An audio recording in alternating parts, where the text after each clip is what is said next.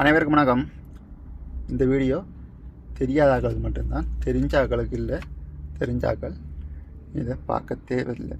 என்னென்னு சொன்னால், புதிதாக வாகனமோட வாராக்கள், அதாவது புதிதாக ஆட்டோமேட்டிக் வாகனமோட வாராக்கள் ஆட்டோமேட்டிக் கியரை எப்படி பயன்படுத்துறது, இதில் என்னென்ன அமைப்பில் இந்த ஆட்டோமேட்டிக் கியர் இருக்கும்ன்றதை பார்க்க போகிறோம்.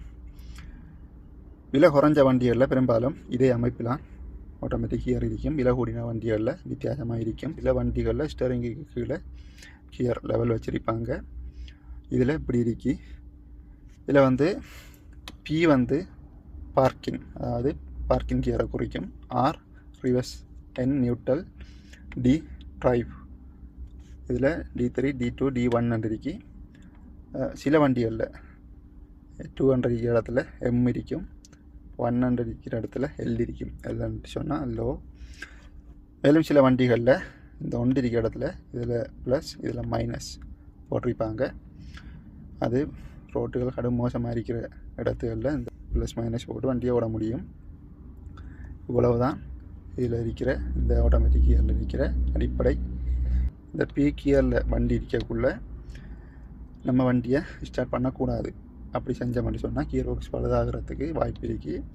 நியூட்ரலில் எடுத்து வச்சு தான் நம்ம வண்டியை ஸ்டார்ட் பண்ணணும். அதே போல் வண்டியை ஓடிக்கொண்டு நிப்பாட்டின பிறகும் டைரெக்டாக இந்த பீக்கி எடுத்துட்டு நம்ம வண்டியை பண்ணோம்னு சொன்னாலும் அது கியர் ஒர்க்ஸுக்கு நல்லமில்லை. வண்டியை நியூட்ரலில் வச்சு பண்ணி போட்டு தான் இறங்கக்குள்ளே கியரை பீக்கி மாற்றி போட்டு இறங்கணும். இந்த பார்க்கிங் கியர் நம்மளோட ஹேண்ட் பிரேக் மாதிரி தான். அதை போட்டால் வண்டியை முன்னுக்கு முளைக்கலாம், வெண்ணுக்கு முளைக்கலாது. அது ஹேண்ட் பிரேக் மாதிரி தான் அது பயன்படுத்தப்படுது. அதே போல் புதிதாக வண்டி ஓடுறாக்கள் DR இது ரெண்டையும் பயன்படுத்தினா சரி. டின்னு சொன்னால் முன்னுக்கு போகும், ஆர்ன்னு சொன்னால் பின்னுக்கு வரும். இவ்வளவுதான் இதில் இருக்கிற அடிப்படை.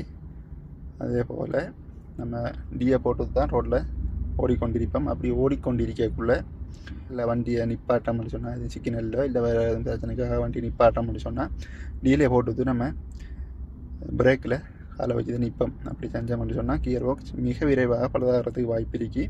சிக்னலில் நிற்கக்குள்ளேயோ அல்லது ரோட்டில் வண்டியை நிப்பாட்டி நிற்கக்குள்ளேயோ நம்ம எண்ணில் போட்டுது ஹேண்ட் பிரேக்கை யூஸ் பண்ணிட்டு வண்டியை நிப்பாட்டி நிற்கலாம். அப்படி செஞ்சோம்னு சொன்னால் கியர் ஒர்க்ஸை நீண்ட காலத்துக்கு பாவிக்க முடியும். இல்லைன்னு சொன்னால் ஆயில் ஹீட் ஆகி கியர் ஒர்க்ஸ் மிக விரைவாக பழுதாகிறதுக்குரிய வாய்ப்புகள் இருக்கு. நன்றி, வணக்கம்.